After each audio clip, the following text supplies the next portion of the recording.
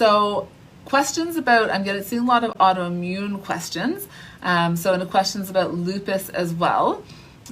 So questions about autoimmune and lupus. I always want to start by saying that drinking ketones, taking exogenous ketones will not cure any medical condition.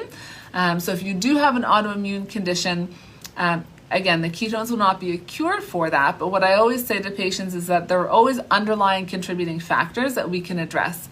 And so a lot of people will say, we don't know why an autoimmune condition developed. We don't know why somebody has it. We don't know what the triggers are. And that's not entirely true. Usually for an autoimmune condition, with all of my patients, there's some kind of underlying trigger. It's usually stress. So there's usually some kind of really significant stressor that happened before the onset of symptoms of that condition. It's either long-term chronic stress or, an illness, a death, a divorce, some big event that precedes the onset of symptoms. And so that we know that chronic stress is a really big trigger. So first of all, if you have an autoimmune condition, stress is one of the primary things you need to manage because it's usually one of the primary triggers.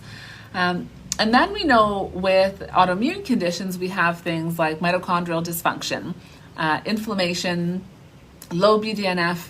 Bdnf stands for brain-derived neurotrophic factor. It's what allows us to create new neuronal pathways in the brain, highly correlated with cognitive function. We see low levels of Bdnf in those with cognitive decline later in life. And when we look at the research, we know the ways that we can address some of those underlying factors. So we see low Bdnf in autoimmune. How can we upregulate Bdnf? Beta-hydroxybutyrate has been shown to do that. Fasting has been shown to do that. Interestingly, saunas have been shown to do that. There's a lot of research out of Finland on that one. The Finnish have genetically low BDNF levels, and saunas seem to upregulate BDNF levels. So that's just an interesting thing to add in as well. Mitochondrial dysfunction. We have seen that beta-hydroxybutyrate has been shown to optimize the mitochondria. It's also been shown to enhance the production of glutathione, which is one of our essential antioxidants.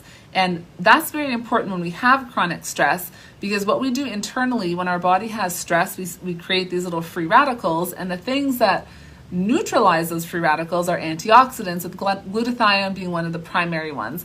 And so if you have chronic stress, antioxidants, that's a very important piece of that picture. So from an autoimmune standpoint that's triggered by stress, production of that glutathione is essential. So we're turning the mitochondria back on. That's how our body creates energy. We are neutralizing some of those free radicals. We're optimizing the antioxidants, and we're upregulating BDNF, which has been shown to be low in those with autoimmune conditions. So it's not going to cure your autoimmune condition, but it absolutely can. It absolutely can help to manage some of those underlying factors, which may help with symptom management. But again, it's not going to cure any of your autoimmune conditions.